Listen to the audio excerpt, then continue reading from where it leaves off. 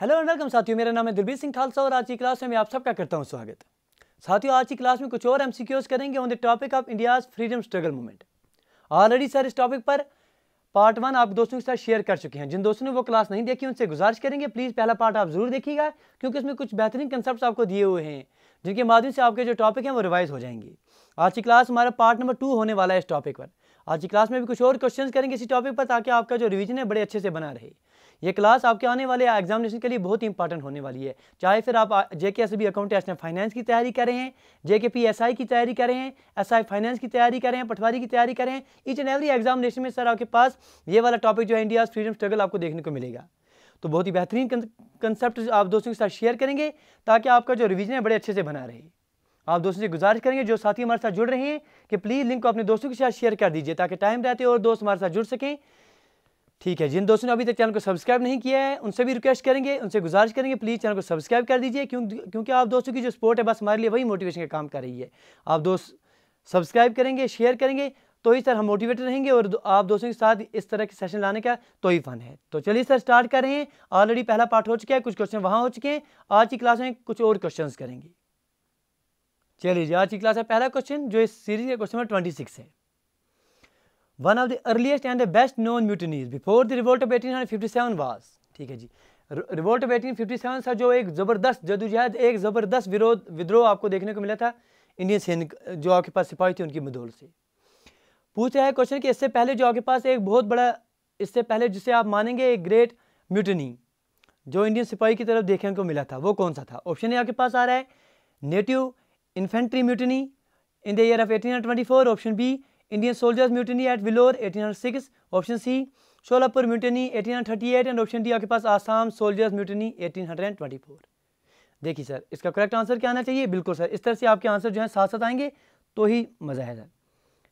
तो option number B जो है इसका सही आंसर है। जो आपका विलोर म्यूटनी था इसे माना जाता है one of the earliest sign of जो आपका ग्रेट म्यूटनी आपको देखने को मिली थी 1857 को। गोया 1857 जो विद्रोह हो रहा था उसकी आपकी भनक जो है आपको 1806 में ही मिल गई थी, जब विलोर में आपके पास ज़बरदस्त म्यूटनी हुई थी। जो विलोर म्यूटनी था एक मेजर एक्ट ऑफ डिफेंस था। डेट याद आ दीजिएगा सर, 10 जुलाई 1806 सर ये देखने को मिला था आपको। चलिए आगे बढ़ेंगे सर। क्वेश्चन नंबर 27 आपकी स्क्रीन के ऊपर। The revolt of 1857 failed mainly because जो 1857 का रिवोल्ट है वो माना जाता है वो सक्सेसफुल नहीं हुआ, वो फेल्ड हुआ। क्यों, रीजन क्या थे। गिवन ऑप्शन में से चुनिए sir. Option A of superior resource of the British empire. Option B it was poorly organised and the rebels had no common ideal. Option C आपके पास आ रहा है it had very little nationalist sentiments and option D आपके पास it was localised, restricted and scattered. तो given option में अगर आपसे चुनने को बोलें हम कि आपके पास रिवोल्ट ऑफ 1857 जो थे उसके सर बहुत सारे रीजन माने जाते हैं फेलियर्स के, तो गिवन ऑप्शन में से अगर आप चुनेंगे तो none other than option number B जो आ रहा है, क्योंकि माना जाता है ये पुअरली ऑर्गेनाइज्ड और इसका जो लीडरशिप थी वो कोई एक लीडरशिप के अंडर ये काम नहीं कर रहे थे, तो इसी वजह से जो है ये आपको रिवोल्ट ऑफ 1857 जो है ये फेलियर के तौर पर आपको उभरा है। तो correct answer option number B mark कीजिएंगे करेंगे और आगे बढ़ेंगे सर। चलिए दोस्तों, क्वेश्चन नंबर 28 आपके स्क्रीन के ऊपर। The main exponent of the theory of drain of wealth was. ठीक है जी, जो मेन एक्सपोनेंट थे theory of drain of wealth है उसके कौन आ रहे हैं। ऑप्शन ए आपके पास RC Dutt. Option B Dadabhai Nehru ji. Option C आपके पास BR गदाई एंड ऑप्शन डी आपके पास कार्ल मिने आ रहे हैं। बताइए सर, अगर आप दोस्तों ने समझा होगा, कंसेप्ट पढ़े होंगे ड्रेन ऑफ वेल्थ। ठीक है जी, इसका कंसेप्ट आपके पास सबसे पहले जो जिक्र आ रहा है इंडिया के रिलेटेड अगर बात करेंगे तो none other than option number B that Dadabhai Nehru ji आ रहे हैं, क्योंकि जो दादाभाई नेहरू जी का काम था, जो इनका वर्क था वो फोकस था on the drain of wealth from India to the England during the colonial rule of British in India. ठीक है जी, तो इनके द्वारा ये कंसेप्ट दिया गया था drain of wealth from India to England. ये कंसेप्ट जो है दादाभाई नेहरू जी, और दादाभाई नेहरू जी को आप किस नाम से जानते हैं, इनका निकनेम क्या है, किस बेहतर नाम से इनको जानते हैं, आप जो है चैट बॉक्स में हमें ज़रूर बताएंगे, क्योंकि इस तरह से आपने जो है चीज़ों को कोरिलेट करना है तो ही बात बनेगी। चलिए सर, क्वेश्चन नंबर 29 आपकी स्क्रीन के ऊपर सर पूछा जा रहा है match the following social reformers of the modern India with the reform organization founded by them and the year of their foundation. ठीक है जी, ये कुछ आपके पास लीडर्स दिए गए हैं, रिफॉर्मर्स दिए गए हैं, या आपके पास कुछ ऑर्गेनाइजेशन दी गई हैं, आपने बताना है कौन सा रिफॉर्मर है किसके साथ एसोसिएटेड है। बताइए सर, पहला ए आपके पास राजा राम मोहन राय आ रहा है, बी आपके पास देवेंद्रनाथ टैगोर, ऑप्शन सी आपके पास जो आ रहे हैं वो आपके पास केशव चंद्र सेन आ रहे हैं, जो 4th नंबर पर दिए गए हैं वो आपके पास MG रांदे आ रहे हैं, एंड ऑप्शन ई जो है आपके पास दयानंद सरस्वती। यहाँ आपके पास ऑर्गेनाइजेशन कौन कौन सी हैं? तत्व बोधनी सभा आ रही है, ब्रह्मो समाज ऑफ इंडिया, ब्रह्मो समाज, आर्य समाज एंड प्रार्थना समाज। बताइए सर, आपने इन चीज़ों को जो है समझना है कौन किसके साथ रिलेटेड आ रहा है। देखिए चलिए एक एक करके डिकोड करते हैं सर। पहले शुरुआत करते हैं सर राजा राम मोहन राय से। राजा राम मोहन राय की जो आपके पास ऑर्गेनाइजेशन देखने को मिलती है, क्योंकि आपको पता है सर 1828 में इंडियन सोशल रिफॉर्मर जो राजा राम मोहन राय थे इन्होंने फाउंड किया था ब्रह्मो सभा, जिसे आगे चलकर ब्रह्मो समाज बनाया गया था। तो आपके पास ब्रह्मो समाज जो है, ये जो थर्ड ऑप्शन आ रहा है डेट इज ए जो है, ए किसके साथ रिलेट आ गया? ए थर्ड के साथ रिलेट आ जाएगा। ठीक है जी, चलिए इसको ऐसे लिख लेते हैं, ए जो है वो 3 के साथ रिलेटेड है, अच्छी बात है। अब दूसरा यहाँ पर आ रहा है सर देवेंद्रनाथ टैगोर। ठीक है जी, देवेंद्रनाथ टैगोर के बारे में बात करेंगे तो आपके पास नन अदर देन तत्व बोधनी सभा जो है 1839 में इसका कंसेप्ट देखने को मिलता है। तो इसका मतलब जो है बी का रिलेशन किसके साथ आ गया? 1 के साथ। बी का रिलेशन 1 के साथ आ गया। A3B1, A3B1 कहाँ आ रहा है सर? इसका मतलब ये ऑप्शन भी गलत है, इसका ये भी गलत है, ये भी गलत है। ऑप्शन नंबर बी जो है इसका सही आंसर आपके पास आ रहा है, क्योंकि आप 2 ही अगर आप करेंगे तो आपके पास आंसर बन जाएगा, क्योंकि बाकी कोई ऑप्शन मिल नहीं रहा है। इसी तरह से अगर आप आगे पढ़ेंगे जो आपके पास केशव चंद्र सेन आ रही हैं, इनकी जो ऑर्गेनाइजेशन है उन्हें क्या नाम दिया जाता है? ब्रह्मो समाज ऑफ इंडिया। ब्रह्मो समाज ऑफ इंडिया कौन सा है सर आपके पास? यहाँ पर 1860 में ये कंसेप्ट आपको देखने को मिलता है। ठीक है जी, इसी तरह से आपके पास जो दयानंद सरस्वती आ रहे हैं, दयानंद सरस्वती किसके रिलेटेड है आपके पास? आर्य समाज, और बाकी बच्चे जो रांदे साहब हैं वो किसके साथ आ जाएंगे आपके पास? प्रार्थना समाज के साथ। तो ये चीज़ें आपने याद रख लेनी है। एग्जामिनेशन पॉइंट ऑफ व्यू से कोई क्वेश्चन आपके पास ऐसा बनता है तो आपका आंसर बिल्कुल अच्छा होना चाहिए। कुछ को ऑर्गेनाइजेशन आपको याद होंगी तो आप ऐसे क्वेश्चन को बड़े आराम से कर पाएंगे। चलिए क्वेश्चन नंबर 30 आपकी स्क्रीन के ऊपर सर पूछा क्या जा रहा है? A 19th century social reformer who is regarded as the bridge between the past and the future is. 19वीं सदी के एक सोशल रिफॉर्मर हैं जिन्हें माना जाता है वो ब्रिज के तौर पर काम करें पास्ट एंड फ्यूचर के लिए। वो कौन से हैं? 4 ऑप्शंस आपके पास दिए गए हैं। Option number 1 Keshav Chandra Sen, option B आपके पास देवेंद्रनाथ टैगोर, ऑप्शन सी आपके पास ईश्वर चंद्रा एंड ऑप्शन डी आपके पास राजा राम मोहन राय। तो बताइए सर इसका करेक्ट आंसर क्या आना चाहिए? बिल्कुल जी, नन अदर देन राजा राम मोहन राय, जिनका भी अभी आपने पढ़ लिया था ब्रह्म समाज के साथ रिलेशन आ रही है। ठीक है जी, अच्छी बात आपने पढ़ ली है कि राजा राम मोहन राय जो है इन्हें ही माना जाता है, इन्हें अलग अलग नामों से जाना जाता है। फादर ऑफ मॉडर्न इंडिया कहा जाता है इन्हें, फादर ऑफ इंडियन रेनेसेंस कहा जाता है, bridge between past and future, ये चीज़ें हमने पढ़ी हैं। माना जाता है कि यही जो है ये पहले इंडियन है जिन्होंने कोशिश की थी to pull out the Indian society out of the medieval age. तो correct answer Raja Ram Mohan Roy. Question number 31 आपके स्क्रीन के ऊपर, why did the revolutionary have their deliberations which led to the formation of Hindustan Republic Association? बताइए sir, 4 option आपके पास दिए जा रहे हैं, 4 ऑप्शन आपके पास दिए जा रहे हैं। आपने बताना है कि कौन सी रेवोल्यूशनरी जो हैं इन्होंने डेलिब्रेशन किया था। वायर डिड जो आपके पास रेवोल्यूशनरी हैं इन्होंने कहाँ ये अपना डेलिब्रेशन किया था, जिसने आगे चलकर फॉर्मेशन ली थी हिंदुस्तान रिपब्लिकन एसोसिएशन की, मतलब HRA जो आगे चलकर बना था, जिसके लिए आपने फिर भगत सिंह का नाम भी आप याद रखते हैं। ठीक है जी, इसके लिए आपको जगह बतानी है आपको पास। ऑप्शन ए आपके पास आ रहे हैं कलकत्ता, ऑप्शन बी आपके पास आ रहा है कानपुर, ऑप्शन सी आपके पास आ रहा है मद्रास एंड ऑप्शन डी आपके पास आ रहा है Allahabad. Wire did the revolutionaries, आपने वो जगह बतानी है जहाँ पर रेवोल्यूशनरीज ने डेलिब्रेशन की थी, जो आगे चलकर HRA का कंसेप्ट आपको देखने को मिला था, हिंदुस्तान रिपब्लिक एसोसिएशन का। बताइए सर, जगह बता दीजिए। None other than question number 31, बिल्कुल जी बिल्कुल सर, आपका आंसर बिल्कुल सही आ रहा है sir, Kanpur is absolutely right answer इसका। चलिए सर आगे बढ़ेंगे। Question number 32, who had scrapped the partition of Bengal. अब आपके पास जो पार्टीशन ऑफ बंगाल आपको देखने को मिला था कंसेप्ट आपको कर्जन के दौरान, फिर से स्क्रैप किसने किया था? ऑप्शन ए आपके पास आ रहा है लॉर्ड हेनरिज, ऑप्शन बी आपके पास आ रहा है लॉर्ड माउंटबेटन, ऑप्शन सी आपके पास लॉर्ड लिटन आ रहे हैं और ऑप्शन डी आपके पास जो है लॉर्ड विलिस से आ रहे हैं। बताइए sir, who scrapped the partition of Bengal. Sir ये कंसेप्ट अगर आपको याद होंगे दिसंबर 1911 में सर ये वाक़या हुआ था। तो नन अदर देन उस टाइम में आपके पास कौन से थे? बिल्कुल जी, लॉर्ड हेडिंग जो हैं, यही आपके पास सही आंसर कहा जाएगा। ज़बरदस्त पार्टीशन के बाद जो वाइड स्प्रेड अपोजिशन हुई थी, इसके मद्देनज़र ये चीज़ आपको देखने को मिली थी। तो इसकी वजह से आपके पास जो कैपिटल थी वो कैपिटल कलकत्ता से शिफ्ट करके दिल्ली में लेनी पड़ी थी। ये चीज़ आपने याद रख लेनी है, एग्जामिनेशन पॉइंट ऑफ व्यू से इन पर क्वेश्चन आते हैं तो याद रख लेंगे। जब पार्टीशन की बात आएगी तो कर्जन का नाम देंगे, जब यहाँ पर आपके पास scrapped who scrapped the partition of Bengal तो आप लॉर्ड हेडिंग का नाम दे देंगे। 1911 दिसंबर, ये याद रख दीजिएगा। Question 33, the state from among the following which was not annexed by the doctrine of lapse is. बताइए सर, इनमें से कौन सी ऐसी स्टेट है जो डॉक्ट्रिन ऑफ लैप्स के अंडर एनेक्स नहीं की गई थी? नहीं की गई थी सर, नॉट पर जोर दीजिएगा। ऑप्शन ए भागात, ऑप्शन बी आपके पास ग्वालियर, ऑप्शन सी आपके पास आ रहा है संबलपुर एंड ऑप्शन डी आपके पास आ रहा है सतारा। ठीक है जी, बहुत ही इंपॉर्टेंट कंसेप्ट है सर, ये चीज़ आपने अच्छे से पढ़ी होती है। लैप्स ऑफ जो आपके पास डॉक्ट्रिन लैप्स है, जिसके माध्यम से ये कहा गया था अगर कोई भी रियासत, कोई भी जगह, कोई भी स्टेट ऐसी होगी जहाँ जो उसके देखभाल वाला, जो उसके रूलर होंगे, कोई मेल नहीं बचेगा, उसका जो कोई भी, आप मानिए अगर फॉर एग्जाम्पल कोई राजा है वो गुजर गया तो उसके बाद उसका कोई भी बेटा नहीं है, कोई भी उसको संभालने वाला नहीं है, तो ऑटोमेटिकली ये किसके अंडर आ रही है? वो ब्रिटिश सरकार के अंडर आ जाएगी। ये चीज़ कंसेप्ट हमने पढ़ी है, सीखी है। तो इसके अंडर सर बहुत सारे स्टेट्स जो इंडिया के, जैसे सतारा हो गए, जयपुर हो गए, संबलपुर हो गए, नागपुर हो गए, झांसी हो गए, अरकोट हो गए, उदयपुर हो गए, ये चीज़ें सारे ओध हो गए, ये सारे अंडर आ रहे थे, अनेक्स किए गए थे by the doctrine of lapse. लेकिन जो ग्वालियर था, जो स्टेट जो अनेक्स नहीं की गई थी डॉक्ट्रिन ऑफ लैप्स के अंडर, वो आपके पास नन अदर देन ग्वालियर आ जाता है। तो ऑप्शन नंबर बी जो है इसका बिल्कुल सही आंसर आ जाएगा सर।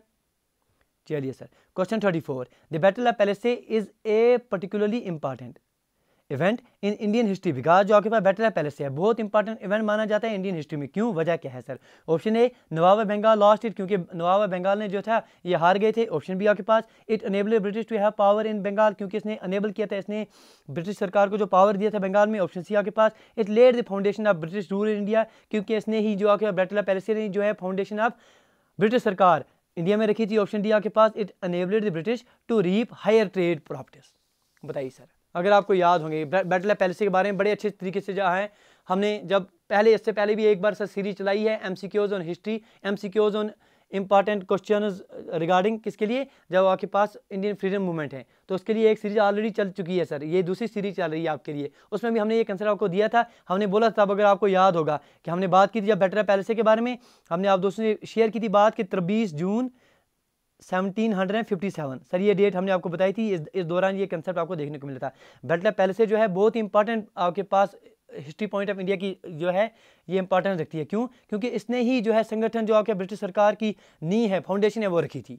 इस दौरान जो आपके पास नवाब थे, जो सिराजुद्दौला थे, नवाब ऑफ बंगाल, बिहार, उड़ीसा, उनको हराया गया था। इंपॉर्टेंट बात यह थी कि बहुत बड़ी फौज थी आपके पास सिराजुद्दौला की, उसके बावजूद एक कुछ सैनिकों ने जो है ईस्ट इंडिया कंपनी इनको हरा दिया था। वजह क्या थी सर? घर के वेदू जब आ जाते हैं तो घर के जो अपने ही जब दुश्मन बन जाते हैं, जो घर के ही अपने ही सदस्य, अपने ही मेंबर जो है दगाबाजी करने पर उतर आते हैं, चाहे फिर तब की बात हो चाहे फिर आज की बात हो, जब घर के अपने ही जो है दगाबाजी पर उतर जाते हैं तो सर फिर कोई भी चाहे फिर कितना भी पावरफुल, कितना इंटरनल कितना भी पावरफुल ना हो, वो टूट के बिखर जाता है।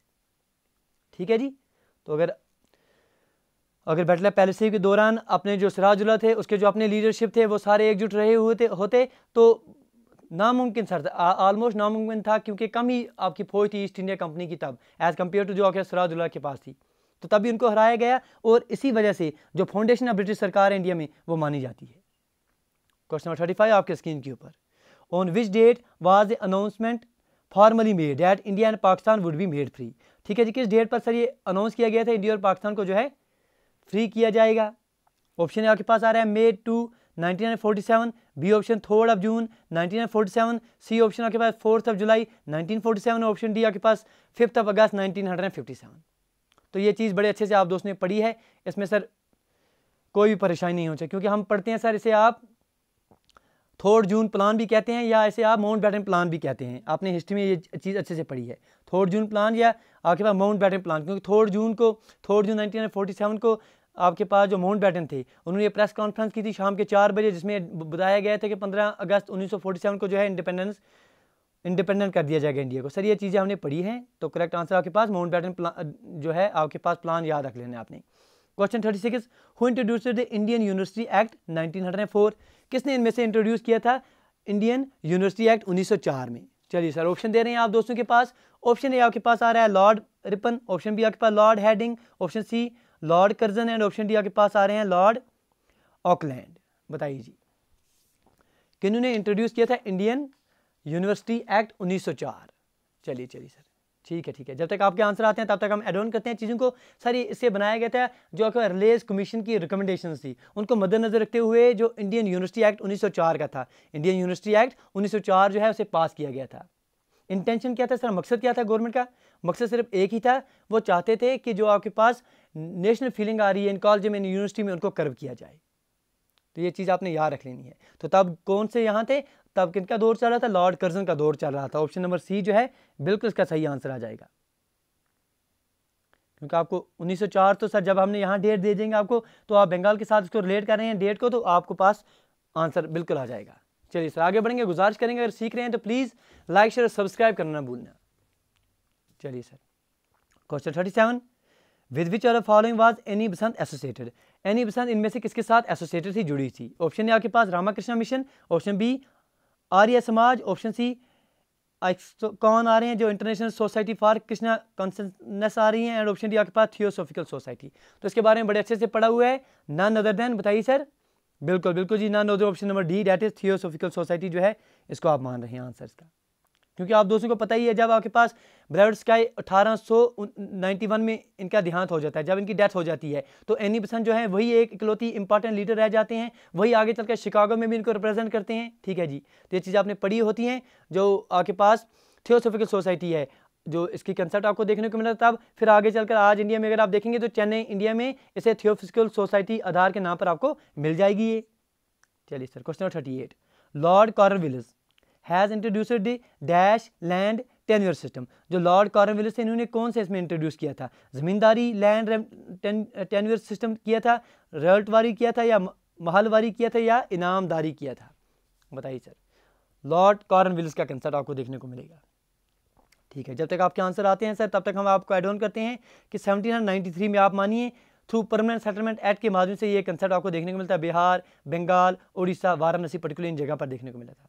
जो ज़मींदार थे उन्हें ही रिकॉग्नाइज किया गया था as the owners of land, और जो बेचारे फार्मर्स थे उनके लिए ये लाजमी बनाया गया था कि उनको टैक्स देना पड़ता है, तो उनको जो फिक्स्ड सम है इन कैश या बाकी इसी सूरत में जो है गवर्नमेंट को इन ज़मींदार को पहुंचाना पड़ता था। ये कंसेप्ट आपके पास ज़मींदारी का देखने को मिलेगा आपको।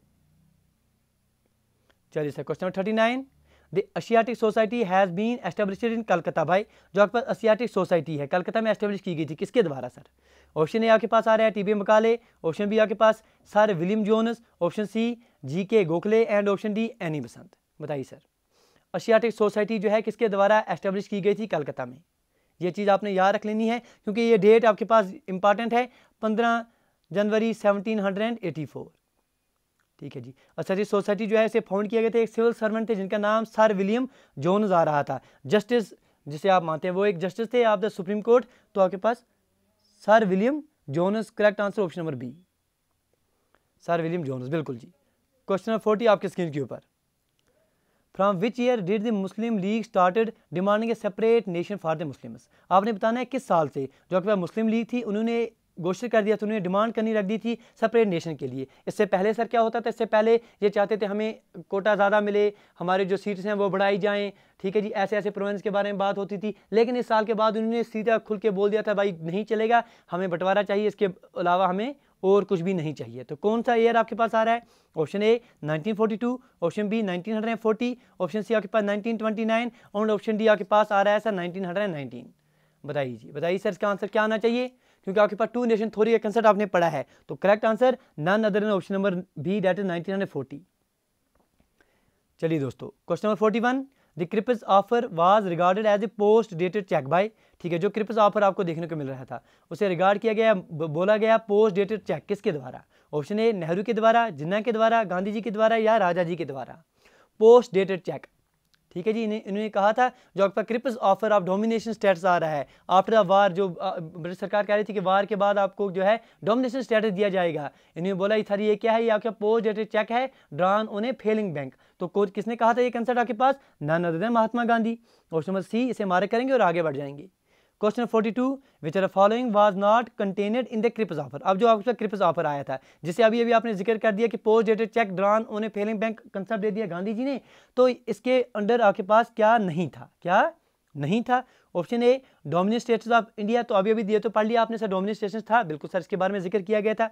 दूसरा आपके पास आ रहा है कॉन्स्टिट्यूएंट असेंबली, देखिए आप बताइए सर। ऑप्शन सी आपके पास कंट्रोल और defence of India by the Indian national government. Option D आपके पास right to take part in the high councils. आप देखिए सर, जो आपका क्रिप्स मिशन था इसके अंडर ये जो बात है डोमिनेंट स्टेटस सर, इसके बारे में भी जिक्र किया गया था। कॉन्स्टिट्यूएंट असेंबली इसके बारे में भी जिक्र किया गया था। Right to take part in the high council इसके बारे में बात किया गया था। लेकिन जो यहाँ बात आ रही है control of defence by India sir, इसके बारे में जिक्र नहीं था। तो correct answer option number C जो है इसका सही आंसर आ जाएगा हमारे लिए। सही क्वेश्चन के माध्यम से बिल्कुल जो है इसमें इंक्लूड नहीं हो रहा है। क्वेश्चन नंबर 43 आपकी स्क्रीन के ऊपर, the first governor general of Bengal was, जो पहले गवर्नर जनरल बंगाल थे वो कौन से थे। ऑप्शन ए आपके पास आ रहे हैं Warren Hasting, option B Clive, option C आपके पास कैनिंग आ रहे हैं, एंड ऑप्शन डी आपके पास मिंटो आ रहे हैं। बताइए जी, पहले गवर्नर जनरल ऑफ बंगाल कौन से हैं। लगभग सर 72 से लेकर 1785 तक इनका कंसेप्ट देखने को, इनका रेन आपको देखने को मिलता है। पहली बार ये गवर्नर जनरल जो है 1774 में बन रहे हैं। लास्ट गवर्नर जनरल बंगाल का कंसेप्ट आपको देखने को मिलता है। फर्स्ट गवर्नर जनरल बंगाल का कंसेप्ट इनको देखने को मिलता है। तो कौन से आ जाएंगे इनका बताइए sir. First governor general Bengal none other than Warren Hastings. चलिए जी, question 44, the socialist group of Indian national congress during 1930 had been led by, जो आपके पास सोशलिस्ट ग्रुप था इंडियन नेशनल कांग्रेस का 1930 में आपके पास इसको किसने लीडरशिप की थी। Option A Bipin Chandra Pal, option B Rajendra Prasad, option C Lala Lajpat Rai, and option D Subhash Chandra Bose. Socialist group की बात हो रही है जो इंडियन नेशनल कांग्रेस की थी, ठीक है जी। 1930 में इसकी लीडरशिप किसने की थी बताइए जी। क्वेश्चन 44 बिल्कुल जी Subhash Chandra Bose, none other than option number D. Question 45, Rani Lakshmibai died fighting the British in the battle of, अब आपको पता है सर रानी लक्ष्मीबाई वो शहीद हो गई थी ब्रिटिश सरकार के साथ लड़ते लड़ते। आपको पता ही है कि रानी लक्ष्मीबाई एक बहुत ही बेहतरीन लीडर माने जाते हैं, एक ग्रेट वॉरियर माने जाते हैं। आपके पास जब रिवोल्ट 1857 हुआ था उसके बाद उसमें इन्होंने बढ़ चढ़ का हिस्सा लिया था, ठीक है जी। तो बड़े ज़बरदस्त तरीके से इन्होंने जो है ब्रिटिश ईस्ट इंडिया कंपनी के खिलाफ मोर्चा खोला था, उसके खिलाफ इन्होंने जो है जदोजहद की थी, उनके उसके खिलाफ इन्होंने संघर्ष किया था। ज़बरदस्त बहुत ही बहादुरी के साथ इन्होंने जंग की थी, कोरेजियसली ये फाइट करते करते जो है शहीदी प्राप्त कर गई थी 18 जून 1858 को सर ये बात है, ठीक है जी। 1858 को सर ये बात है। तो कहाँ हुई थी इनकी शहीदी, ग्वालियर में हुई थी, in the battle of Gwalior. तो आपके पास कंसेप्ट क्या आ जाएगा option number C, that is Gwalior, ठीक है जी। तो कैसे आप याद रखते हैं कि आपके पास इस तरह से हम याद रखते हैं, आप भी ऐसे ही याद रखते हैं कि रानी लक्ष्मीबाई जो बड़ी ज़बरदस्त तरीके से जंग लड़ी और उन्हें गवाया कुछ भी नहीं, ठीक है जी। जंग लड़ के शहीदी प्राप्त की तो गवाएंगे क्या, गवाया कुछ नहीं, तो मतलब ग्वालियर गवाया से आ गया याद। क्वेश्चन 46 आपकी स्क्रीन के ऊपर, चलिए भाई साहब, Netaji Subhash Chandra Bose had proclaimed the formation of provincial government of India independent India, Azad Hind. तो आज़ाद हिंद का कंसेप्ट आपके पास सुभाष चंद्र बोस के द्वारा दिया गया कहाँ पर। ऑप्शन ए वीना में, ऑप्शन बी रंगून में, ऑप्शन सी टोक्यो में, ऑप्शन डी आपके पास सिंगापुर में। बताइए जी। क्वेश्चन 46, इसके लिए अगर आप डेट याद करना चाहेंगे तो लीजिए सर, ये पहले भाई सीधा हो जाए भाई, 21 अक्टूबर 1943 सुभाष चंद्र बोस जो थे, जिन्हें पॉपुलरली आप नेताजी के नाम से जानते हैं, इन्हें प्रोक्लेम किया था formation of provincial government of independent India, Azad Hind, कहाँ पर, none other than Singapore. Option number D यही आपके पास सही आंसर इसका आ जाएगा। चलिए सर, क्वेश्चन नंबर 47 आपके स्क्रीन के ऊपर, the Wood's despatch of 1854 resulted in the, बताइए सर, जो आपके पास जो वुडिश डिस्पैच 1854 था इसका नतीजा क्या हुआ। It resulted in the, option A founding of several Indian universities, option B आपके पास introduction of postage system, option C establishment of education system, and option D आपके पास आ रहा है sir abolition of child marriage. बताइए sir इसका answer क्या आना चाहिए। तब तक एड ऑन कर दीजिए सर, डेट आपके पास आ रही है सर ये 1854 की बात है sir. Charles Wood British liberal politician थे, ठीक है जी। वुड डिस्पैच आपको कंसेप्ट देखने को मिलता है, गवर्नर जनरल लॉर्ड डलहौसी का जिक्र इसके दौरान आपको आ रहा है। इन्हें रिकमेंड किया था जो आपके पास existing board of control for education आ रहा है इसे एबोलिश किया जा सके। इसके बदले आपके पास कुछ ऑफिस जो डायरेक्ट जो डायरेक्टर ऑफ पब्लिक इंस्ट्रक्शन जो है उनको एस्टेब्लिश करना पड़ेगा हर एक स्टेट में, हर एक जगह पर ये इन्होंने रिकमेंडेशन की थी। इसकी वजह से ये हुआ था कि एजुकेशन डिपार्टमेंट जो थे एस्टेब्लिश किए गए थे हर एक प्रोविंस में, और यूनिवर्सिटीज़ जो हैं ओपन की गई थी। कलकत्ता में, बम्बई में, मद्रास में ये कंसेप्ट देखने को मिला था। तो मोस्ट अप्रोप्रिएट इसका आंसर क्या आ जाएगा आपके पास? None other than option number C, that is establishment of education system. चलिए सर, क्वेश्चन नंबर 48 आपके स्क्रीन के ऊपर, the first national leader to decry the salt tax in Indian legislature was. पहले आपके पास नेशनल लीडर जो आप मानेंगे to decry the salt tax in Indian legislature was, कौन मानेंगे आप? क्या जीके गोखले मानेंगे, मोहनदास करमचंद गांधी मानेंगे, दांडी मार्च आपने पढ़ा है सर, बहुत सारे दो जो हैं इसको दे देंगे आंसर, ठीक है जी। जवाहरलाल नेहरू मानेंगे, नेताजी सुभाष चंद्र बोस देंगे, तो जो साथी बी की तरफ जाएंगे उनके लिए प्रसाद में इंतजार कर रहा है सर, क्योंकि ये कंसेप्ट आपके पास जीके गोखले, ये आपके पास नाम याद रख दीजिएगा। पहले नेशनल लीडर जिन्होंने डिक्लेयर किया था the salt tax in Indian legislature was none other than G K Gokhale. Question number 49 आपके स्क्रीन के ऊपर sir, in which year was the title of governor general changed to that of viceroy. आपने बताना है किस साल में जो गवर्नर जनरल का जो स्टेटस है, वो नाम जो है, वो टाइटल जो है वो चेंज किया गया था विसरॉय में। ऑप्शन ए आपके पास आ रहा है 1858, option B 1861, option C 1878 and option D आपके पास 1885। चीज़ को रिलेट कीजिए सर, आपने क्या पढ़ा है कंसेप्ट? आपने पढ़ा सर 1857 में ज़बरदस्त रिवोल्ट देखने को मिला था। इस रिवोल्ट का नतीजा क्या हुआ सर? नतीजा ये हुआ कि ब्रिटिश सरकार को लगा सर ईस्ट इंडिया कंपनी, ये कंपनी के द्वारा रूल करेंगे तो बात नहीं चलेगी, पूरे के पूरे इंडिया को सर 1857 के बाद completely direct control of British crown जो है लाया गया। तो इसी दौरान ये भी डिसीजन लिया गया कि जो आपके गवर्नर जनरल थे उनको चेंज कर दिया गया है, किसमें? आपके पास विसरॉय में। तो ये बात कब की है? 1858 की है सर। तो अब आपके पास चैट बॉक्स दस्तियाब है, आपके पास कमेंट बॉक्स दस्तियाब है, आप बताइए सर हमें कि आपके पास पहले जो विसरॉय थे वो कौन से थे? LC आप नाम दे दीजिए। चलिए सर, क्वेश्चन नंबर 50 आपके स्क्रीन के ऊपर, the name of the periodical publication by Gandhi during the stay in South Africa. जो जब गांधी जी साउथ अफ्रीका में स्टे कर रहे थे, जो पीरियोडिकल इन्होंने पब्लिश किया था उसका नाम क्या था? नवजवान, ऑप्शन बी आपके पास इंडिया गैजेट, ऑप्शन सी आपके पास अफ्रीकनर, ऑप्शन डी आपके पास इंडियन ओपिनियन। बताइए सर, आपने बताना है name of the periodical published by the Gandhi ji during the stay in South Africa. तो ये क्वेश्चन जो है बिल्कुल आते रहते हैं एग्जामिनेशन में, none other option number D जो है इंडियन ओपिनियन जो है आप याद रखेंगे। चलिए सर, इस क्लास को यहीं तक रखेंगे। उम्मीद करेंगे कि आज की क्लास में वाया MCQs आपके बहुत सारे कंसेप्ट जो हैं रिवाइज हो गए होंगे। गुजारिश करेंगे आप दोस्तों से, अगर आज की क्लास में आपने कुछ सीखा है तो प्लीज़ लाइक, शेयर और सब्सक्राइब करना ना भूलना।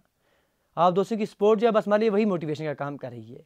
आप दोस्तों को बताते चलें सर, आपके पास जो JKSB FA के लिए जो रिविजन क्लासेस लगाई हुई हैं, चल रही हैं सर, उसमें भी सर क्लासेस चल रही हैं। आप दोस्त जो बहुत सारे हमारे मित्र हैं, बहुत सारे दोस्त हैं, लास्ट क्लास में मिसिंग थी।